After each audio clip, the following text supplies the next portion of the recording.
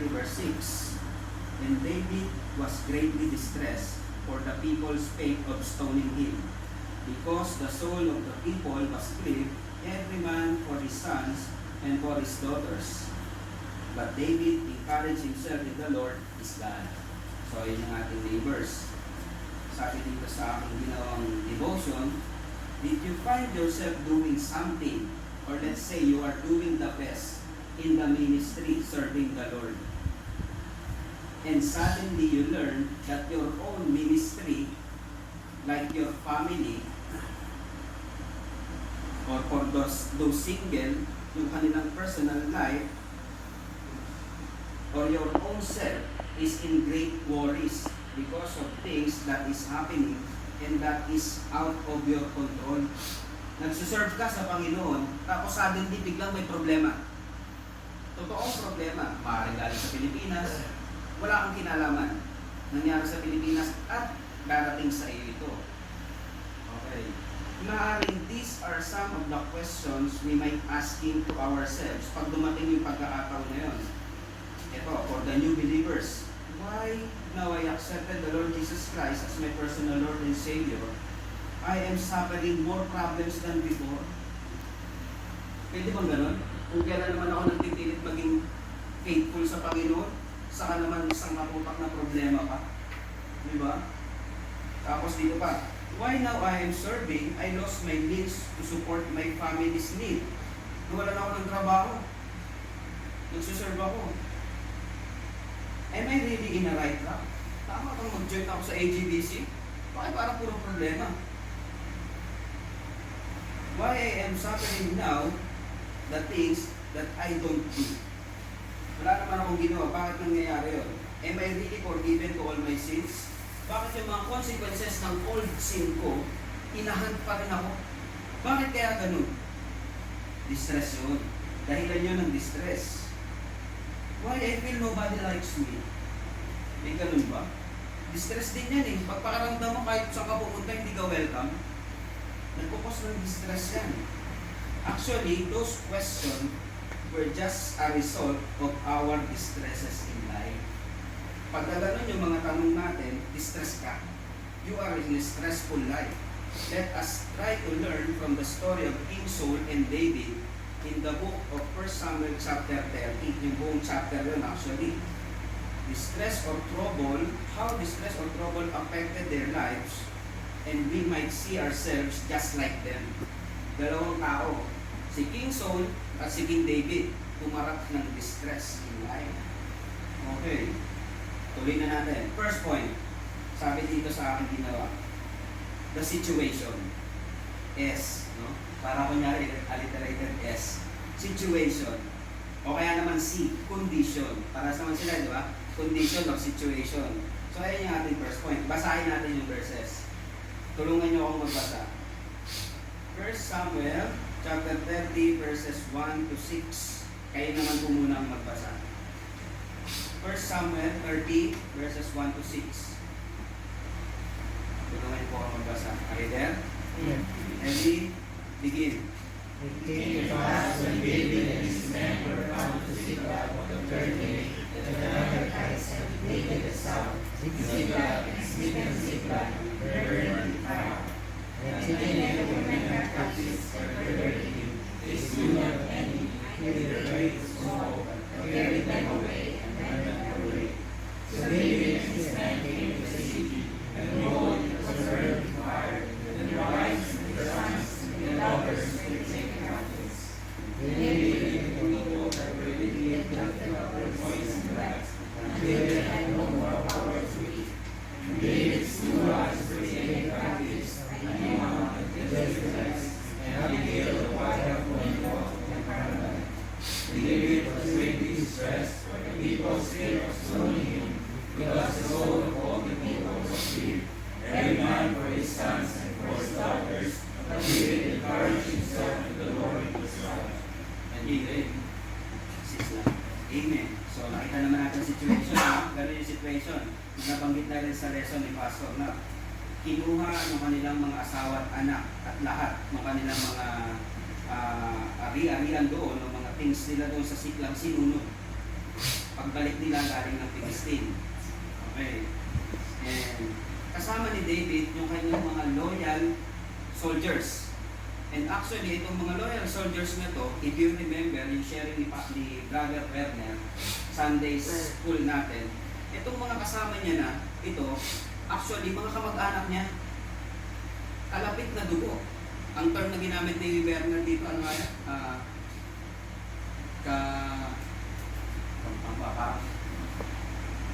Kaparehas ng basag ng itlog, parang gano'n. Anong term yan? Basta gano'n, kamag-anak niya itong mga ito. And knowing the fact na itong mga tao ito sumama kay David nung umalis siya sa poder ni King Saul. Binigay nila lahat ng trust nila kay King David and follow David against King Saul. Binigay nila lahat. Pero ang nangyari, when they are distressed, anong sabi? They spake of stoning him. Gusto nilang patayin si King David. Ngayon, ito bang si King David walang ginawang mabuti sa mga taong ito? Na on that time, during that time, kinalimutan nila lahat. Totally sarado. Ikaw ang may kasalanan. Turo kay David. Sabi dito, faced with the tragedy of losing their families, David's soldier began to turn against him and even to talk about killing him. Instead of planning a rescue, they look for someone to blame. Ganyan ba tayo bilang Kristiyano? Pag may problema na, someone to blame. Distress ka, maghahanap ka ng may tuturo. Ito yung mga kasama ni David. Considering, pinakain niya to, iningatan niya to, tinuruan niya to, lumaban, paano kumilos. Pero kung distress na, pinalimutan nila yung leadership ni King David. Papatayin ka namin. Kasi dahil sila nawala yung pamilya namin. Nahuli. But David found his strength in God and began looking for a solution instead of a scapegoat. Hindi ginawa ni David yung ginawa nila. Iba. Ganito ang ginawa niyo sa akin, ito ang gagawin ko sa inyo. Anong ginawa ni David? He go to the Lord. He encouraged himself in the Lord. So bilang Kristiyano, sino tayo? David o soldiers? So it's an application. Only us, we can answer that in the Lord. When facing problems, remember that it is useless to look for someone to blame or criticize. Instead, consider how you can help find a solution. Paano itong solusyon? Kayong dalawa. Pag nag-aaway kayo, blaming ba? Blaming ano ba? Naghahanap ng solusyon. Ang ground dapat natin, common ground natin, love.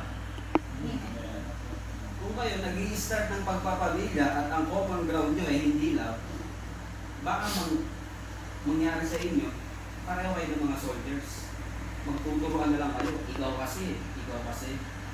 Hindi gano'n. But instead, encourage yourself in the Lord. So, yun yung pwede nating makita dito sa situation nito, no? Sometimes, ito, if there is one person you know who is angry at you, o ikaw naman, o angry ka sa kanya, ito ang sasabihin mo, distress ako sa taong to.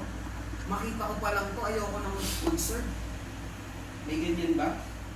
And sasabihin mo sa sarili mo, laso ko na to sa choir. Tapos ko na itong kakanta sa choir, ayoko kasama ko si brother ganito. Wala mo sa polo kumanta. Choir. Nasa polo ka naman, base na yung iyo, di ba? Tapos, ito pa, hindi na ako sasama sa soul meeting. Ayoko na mag-soul meeting. Para ano? For them to feel na ayaw ko sa iyo eh. Ganyan ginawa mo sa akin, eto gagawin ko in return. May ganyan ba tayong attitude? Actually, those people, soldiers ni David, ganun yung ginawa nila. And sad to say, rebelling against David is rebelling against God. Bakit ano bang nasira? Yung ministry, pag ginawa mo yan, ayoko sumabay sa teacher ng children kasi kasama ko si ano. Sigat na naman. Palitan nyo, lipat nyo ako dyan, ayaw kasama yan. May ministry ka eh. Kanino ka ba naglilingkod? Kay Jack? Sa Panginoon? Right. So pag na-distress ka, huwag mong idama yung ministry. Right. Go to the Lord. Amen. Go to the Lord. Encourage yourself in the Lord. Okay? Blaming someone cannot really solve the problem. Sabi nga kanina ni Pastor Rafa sa kanyang devotion na binasa natin, alamin mo yung root cause, then from there, you can act accordingly to the Word of God. Ang problema kasi, alam mo yung root cause, you didn't act according to the words of God. You act according to your own knowledge. Right. The heart is deceitful. Sabi sa binasa natin kanina, out of it, lahat ng issues of life. Lalabas kung anong laman niya. Pag-distress ka na. Masasabi natin, yung mga soldiers, yun naman ang puso nila. Patayin natin kung sino magiging dahilan ng distress natin. Kasi kung babalikan natin, yung mga pinili na ito ni King David na mga soldiers, they are distressed, they are in debt, they are discouraged. Lahat ng this nandito sa mga taong to eh. Makatapang talaga to. Kaya nung nasira yung kanilang inspiration, yung kanilang mga pamilya, ay balik agad sila kay David. So may problema, no? Sabi dito sa ginawa kong lesson, how about you? Are you in the situation that just like David? Maybe not exactly the same, but you are now in distress. What is the cause? Distress ba tayo? Anong dahilan? O sino ang dahilan? Tao ba yung team? Sabi dito, Matthew 6:25 to 34. Sige, basa ulit kayo. Help me, para hindi lang ako yung paos. Matthew 6:25 to 34. Tingnan natin. Kung anong dapat gawin pag ikaw ay nag-distress. Matthew 6:25 to 34. Are you there? Please read. Ready? 1, 2, begin. Therefore I say unto you, take no thought for your life, what you shall eat, or what you shall drink, nor yet for your body, what you shall put on. Is not a life more than meat, and the body than raiment? Behold the fowls of the air, for they sow not, neither do they reap, nor gather into barns, yet your heavenly Father feedeth them. Are you not much better than they? Each of you taking thought can add one cubit distinctly. When they take you, consider the lilies of the field, how they grow, they toil not, neither they spin. Yet I say unto you, even Solomon in all his glory was not arrayed like one of these. Wherefore their God has so wrought the grass of the field, which days is more than mortal is cast into the oven. And then much more will you. Therefore think not saying, what shall we eat, or what shall we drink, or what shall we go? For after those things do the Gentiles seek. For your heavenly Father knoweth that ye have need of all these things. But seek ye first the kingdom of God and his righteousness, and all these things shall be added unto you. Take therefore no thought for the morrow shall take thought of things itself. Sufficient unto the day is the evil thereof. So malinaw naman yung binasa natin, ano? Normally, sa tao, ang nagpo-cause ng distress, yung mga needs na sinabi sa verses. Yung mga needs na sinabi sa verses. Pero, makita natin dito, sabi ng Panginoong Yesus, but seek ye first the kingdom of God and His righteousness, and all these things shall be added unto you. Verse 33, 6:33.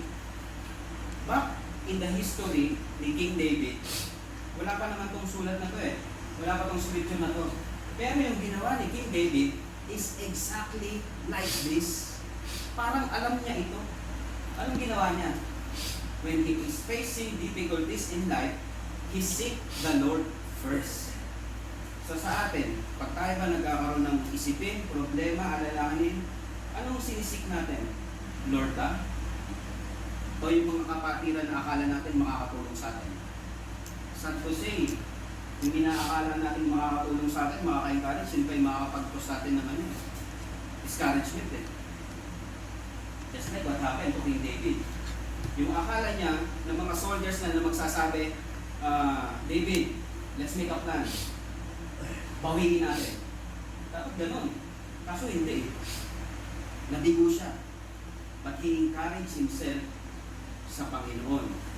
Just like this verse, sabi dito, but seek ye first the kingdom of God and His righteousness, and all these things shall be added unto you.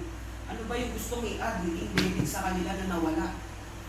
Seek God first, and all those things na kinuha ng Amalekites, makukuha lahat.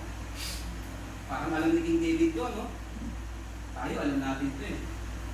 Pero ang problema, yung Matthew 6:33, ginagawa natin Matthew 33 verse 6. Binabaliktad natin. We do things first, and then we seek God. So in the end, all these things, we are lacking. Nagkumulang tayo. Kasi baliktad yung equation eh. Ang equation ng blessing ng Panginoon, seek me, my kingdom and my righteousness equals all these things. Kaya nangyayari kasi, biyahin muna ako, bro.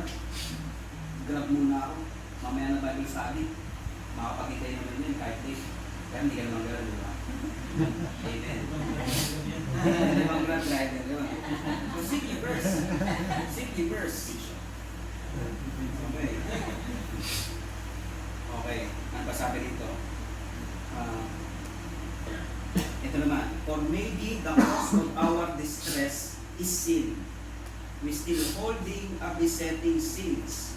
Pag may kasalanan tayo sa puso natin, wala kang peace. Mahihirapang kumanta. Napakadali ng tono, hindi mo makanta. Kasi yung puso mo wala sa tono. Napakadali ng Bible reading, hindi mo maintindihan. Kasi yung puso mo, punong-puno ng issue. Sin may distress us. And it hinders us in our ministry, in our service to the Lord. Okay. Why David in the first place are there in Siklag and having an alliance with the Philistine? Bakit pa siya nasa Philistine? Eh di ba ang Hudyo kalaban ng mga Palestine?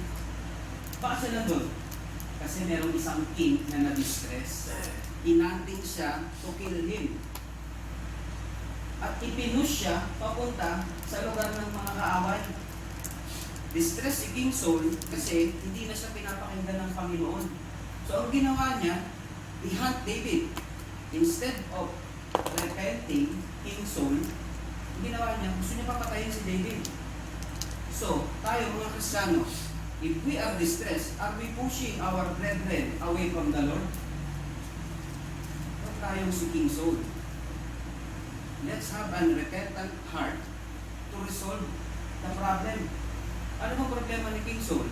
Ang sabi sa kanya, tinuro ni Brother Jack, patayin lahat. Nag-spare siya si King Agag. In-spare niya pa yung mga patlings, good patlings. Anong motive niya? To offer. Ganda to eh. Pero actually, yung intent niya sa kanyang puso, iba. He want to be known and powerful kasi pag on that time, yung hari na huli mong bumay, it's a shameful doon sa nation na yun. At magiging kanyang siya. Yun talaga actually yung ano niya, gusto niya. So, anong nangyari? Inewan siya ng Panginoon.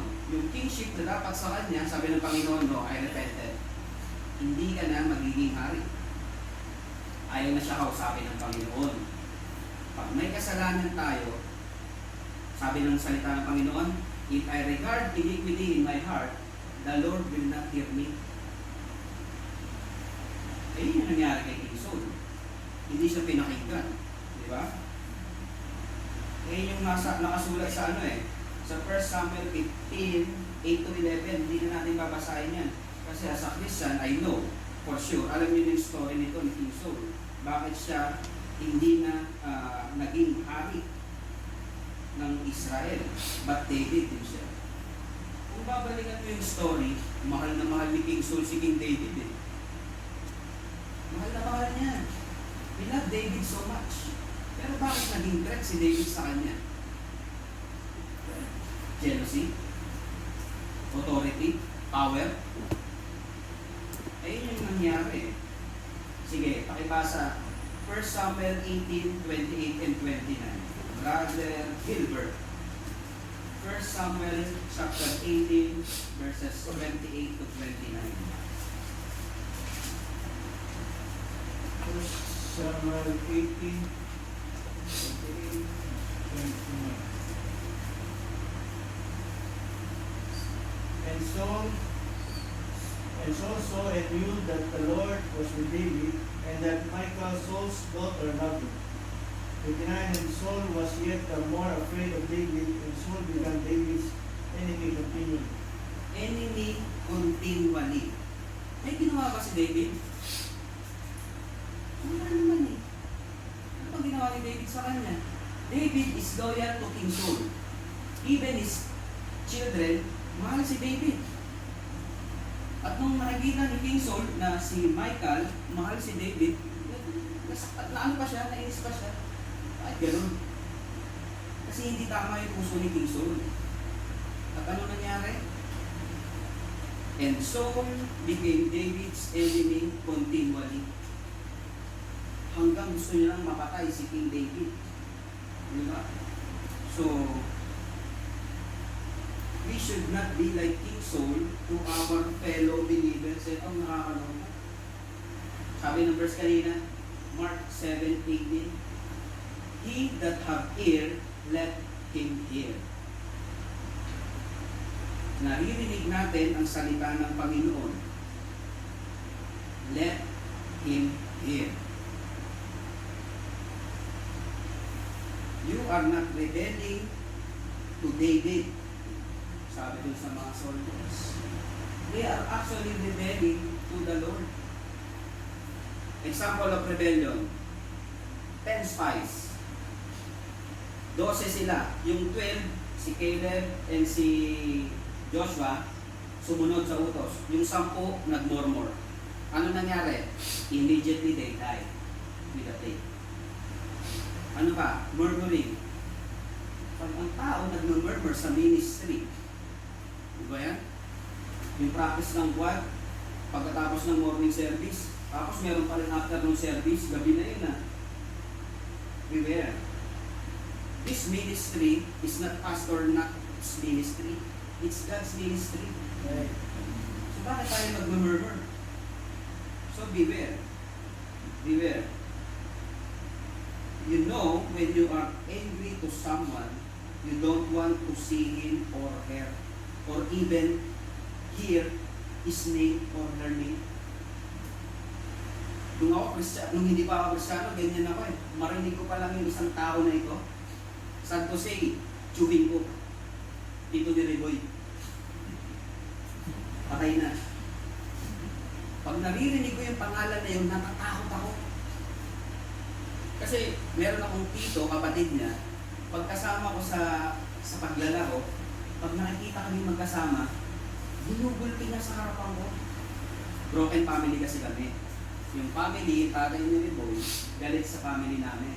Kaya pag magkasama kami nun, parang yung kasalanan ng tatay ko nasa akin, kasalanan ng pamilya ko nasa akin, distress sila, dinadamay pati ako. Sa ministry, distress ka, dinadamay mo pati ministry. Ayaw ng Panginoon. Okay. Stress, ano? Balik tayo sa illustration ni Pastor na. Dapat alamin mo yung good cause. Meron ng illustration dito na sinulat eh. A man fell in the canal. He regretted that he fell on that muddy, stinky, and not unpleasant place. He regret it. He knew that he is there and felt sad. Nahulog siya sa kanal. Sa Pilipinas maraming kanal eh, di ba? Anytime, pwede kang madali dyan. O kaya yung mga bomba. Alam mo yung mga bomba. Naglalakad ka, biglang mangangati pa mo, gumagano'n ka na. Marami yan sa Pilipinas eh. The only problem is he just regret it, but he don't do anything to get out from that pit. Nahulog siya sa kanal, nagsisi siya, nalungkot siya. Pero wala naman siyang ginawa para umahon. Nakaapak siya ng jackpot, wala naman siyang ginawa para magbubis. So sa atin, anong application nito? It cannot solve the problem unless you make a right action and get out of there. Distress ka na nga eh. Ayaw mo pang kumilos ng tama. 1 John 1:9. Brother J. 1 John 1:9.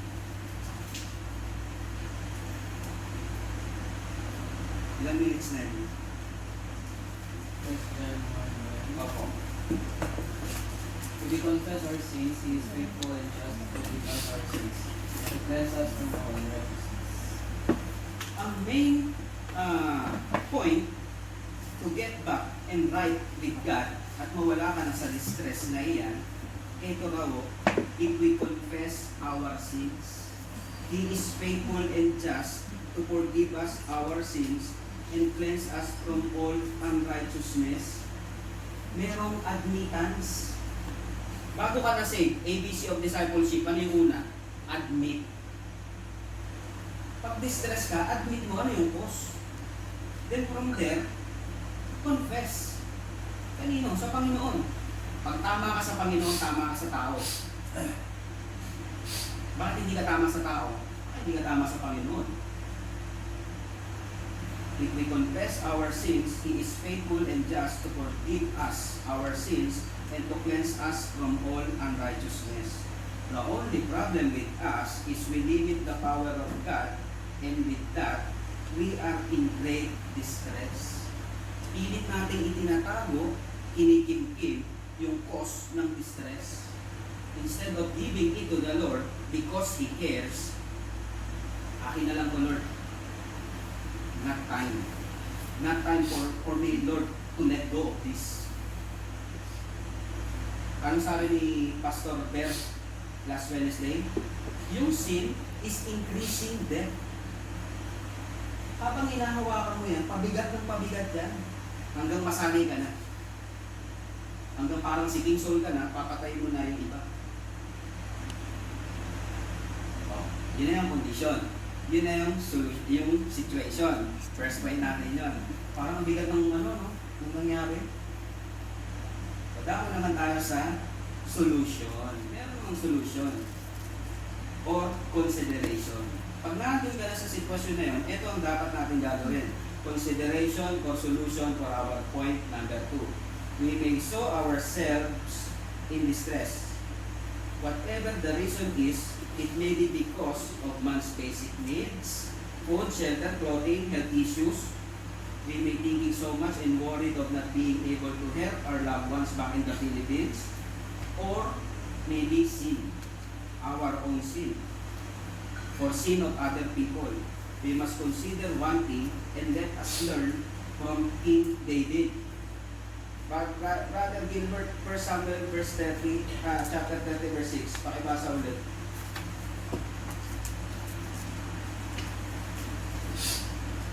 1 Samuel 30 verse 6.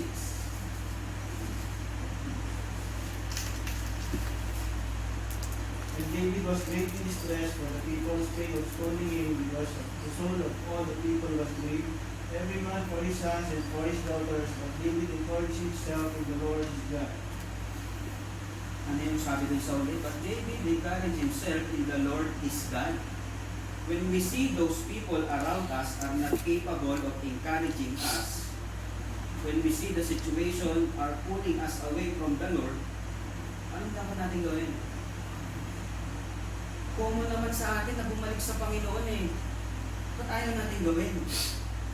Balik na tayo sa Panginoon. We can cry until all our tears are done or dry. Pwede kang umiyak. Nandiyan ka. Para si Judas. Para si Judas. Kung binitray niya ang Panginoon, nalungkot din naman siya. Umiyak din naman siya. Pero walang repentance. Ano nangyari? Naghang siya. To cry when we are distressed was a natural reaction. When we are hurting or in great distress, yun yung normal na nangyayari. But the Bible teaching us what we must consider and the solution. And that is to encourage ourselves in the Lord our God. Ano ba talaga sinasabi ng Panginoon ba sa'yo? Encourage. Ano ba ibig sabihin ng encourage dito? Give support, confidence, hope to someone. Eh, yun yung meaning ng encourage dito eh. Hope kanino? Sa Panginoon. Marami tayong bagay na hindi kayang gawin eh. Pero kaya ng Panginoon yun. He is not just someone. He is a sovereign God. Powerful God na kaya niya lahat. So, ibigay natin sa Panginoon.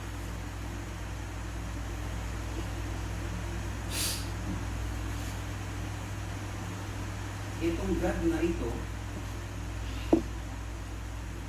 this God gave His only begotten Son. Binigay niya yung anak niya na pinakamamahal, tapos yung problema mo, akala mo hindi niya kayang resolve. Kaya naman sa Panginoon. Bigyan natin sa Panginoon. As to King Saul, he was also distressed knowing David is the rightful king. But instead of humbling himself to God, he let the anger and envy swallowed him and rebelled totally and causes his life and his sons. Yung kanyang ginawa, nag-cause para mamatay pa yung kanyang mga anak. Remember, when we do something, may nadadamay. Family natin, fellowship natin, sad to say, pati ang Panginoon. Ganun yung mangyayari.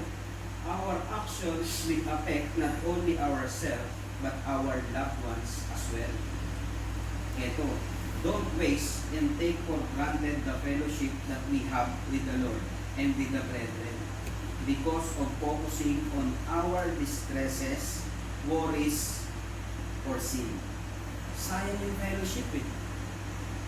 Sayang yung fellowship. Una-una sa Panginoon, the joy of salvation was lost. Akala mo lang masaya ka, pero hindi. When you are not right in the sight of God, that peace, wala yan. Hindi totoo yan. Encourage ourselves in the Lord our God. Yun yung ating solution. Main consideration na dapat na ginagawa ng isang Kristiyano. When you are in that great trouble or distresses in life, encourage yourself in the Lord. Anong ginawa ni King David?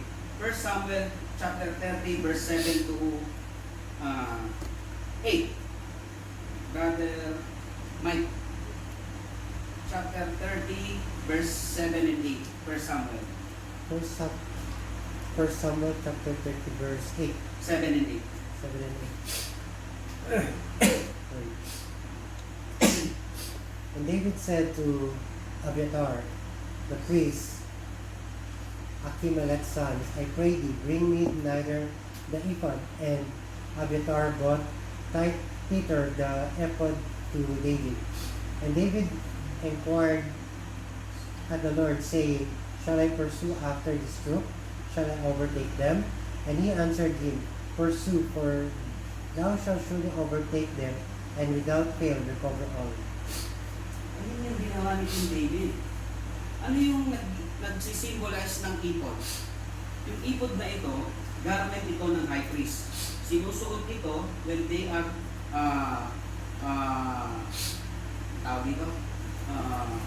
going to the Holy of Holies, giving offerings. Sinusuot nila to. Ito yung isang requirement ng Panginoon na ibinigay sa kanila sa Leviticus when they are going to the Holy of Holies or tabernacle. Bago ka pumunta dito, isuot mo to para maging tama ka sa paningin ko. Si David hindi naman siya tama sa paningin ng Panginoon eh. So anong ginawa niya? He seek the priest, Abiathar. Tayo ngayon, wala naman tayong ipod eh. Anong meron tayo? Meron tayong Word of God. Seek the Word of God and ask counsel from the Lord. Anong sabi doon?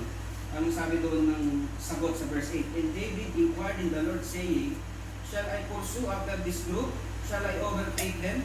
Anong sagot? And he answered him, pursue, for thou shalt surely overtake them, and without fail recover all. Ibahin natin. Papatawarin ko ba ito, Lord? O hindi? Sabi ng Panginoon, forgive. Pinatawad kita, forgive. And you will overtake all. Ano yung all? lahat ng hatred na tinatago mo sa puso mo o kung ano man that hinders you in serving the Lord, you will overtake them. Kasi sinig mo yung Panginoon. Okay. Sa sharing. Yung ipon, kasi tinatanong ni brother, ano yung ipon? Yun nga yung parang paka na gano'n. Sinusuot yun ng mga priest. Meron yung 12 stones dito, 6 dito, 6 dito. Naka-engrave dyan yung 12 tribes. Tapos may packet yan, dalawa. Nakalagay dyan yung urim at saka tubig. 2 bato. Yung 2 bato na yun, yun yung hawak-hawak nila. Nung nag-inquire si King David kay Abiathar, doon, base dun sa 2 stone na yun, yung curse or perfection ng Panginoon na sagot, may ibibigay. So yun yun, konting trivia lang doon, about the evil. So, gano'n yung nangyari. Sa atin, ano yung urim or tubig natin sa Panginoon? Word of God. Curse or perfection, nasa salita ng Panginoon. It is for us to obey or disobey. Okay. But sad to say, sometimes, or should I say most of the times, that when we are in distress, our emotions are overflowing that we cannot think properly. Our deceitful hearts rule over our whole being rather than trusting the Lord. How many verses we already memorized? How many verses we highlighted in our Bible? How many devotions we heard and was encouraged in our past? How many preaching that God uses to speak to us before that even until now, when we are in great distress, we forgot it all. Gano'n na nga ba karami? Encouraging ourselves, tapusin na natin, in the Lord God simply means trusting on Him, seeking Him first. But seeking Him is just easy for us to say. Easy for us to actually quote the verse Matthew 6:33, but actually, we don't mean it. Though we don't understand, dapat ganito. Though it seems evil unto us, we still choose Him, choose to be right with Him. This is the most of us. We analyze things first, we try our ways, and we reconstruct Matthew 6:33, gaya ng sinabi ko kanina. Ginagawa natin yung sarili nating way.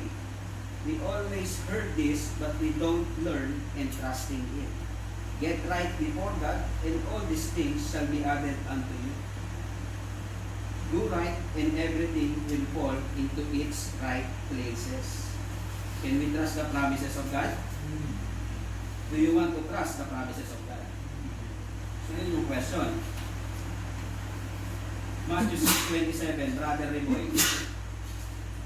Matthew 6:27. Matatapos na tayo. Which of you by taking thought can add 1 cubit unto his table? Anong matotohanan dito ang sinasabi ng Panginoon? Kahit anong pag-iisip mo, wala namang mangyayari. Apart from the Lord, stress ka. Mananatili kang stress. 1 Peter 5:7, Brother Gab. 1 Peter 5:7, alam niyo na yun. 1 Peter 5:7. 5:7. Cast all your care upon Him, for He careth for you. Amen. Casting all daw, all. Walang reservation, all. Because God cares for us. Kasi pag iinas mo yan sa kapatiran, baka hindi pa maganda yung ibigan. Baka hindi pa maganda yung reaction. Cast first to God. Seek Him first.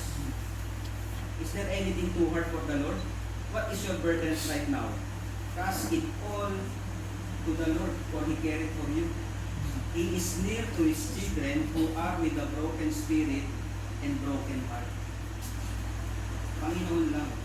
Be careful on keeping all of cares upon ourselves. Or better to say, be careful saying that I can handle this stress on my own. Bakit? Kasi gagamitin niya ng kalaban to attack us. Gagamitin mo yung sarili mong bakas eh. The battle is not ours.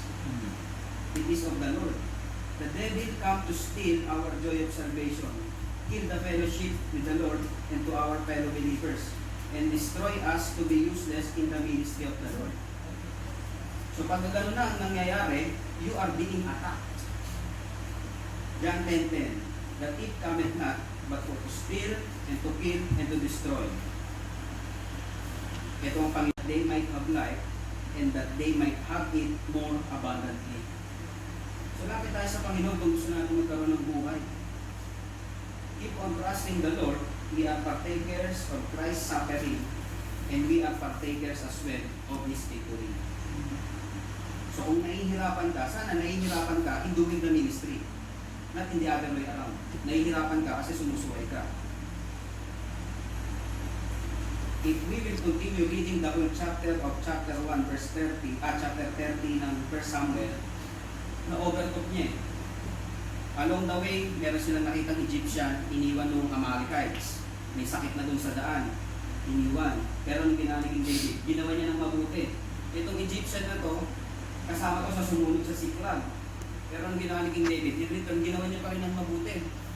O anong ginawa ng Egyptian? Tinulungan sila para makuha o malaman kung nasan yung Amalekites. Then from there, nasumpo nila yung Amalekites at nakuha nila lahat. At nakakuha sila ng mga spoils. At ibinigay yun lahat sa people na nasasakupan ni King David. So this was all happened because David encouraged himself in the Lord his God first. So kung meron tayong gagawin sa ating paglakad bilang Kristiyano, when facing great troubles in life, encourage ourselves in the Lord our God. Conclusion, how about you? What is your condition or situation now? Does your relationship and fellowship with God was taken away by our distresses in life? Are these things of this world bothering us so much that we cannot trust God? God knows our situations and our burdens. His heart is so sensitive for His children that in pain. Ayaw ng Panginoon na nahihirapan tayo. Consider, do you want to ease that pain and to restore the joy of salvation once again? We have the solution to consider. Get back on track and get right with God. Seek Him first, encourage yourself in the Lord, and He will not fail you. So yun lang, and I hope and I pray, sabi ng salita ng Panginoon kanina, He that have ear, let him hear. Kung meron tayong distresses in life, we have the solution. Encourage ourselves in the Lord our God. Yun lang po, salamat, and God, to God be the glory. Amen.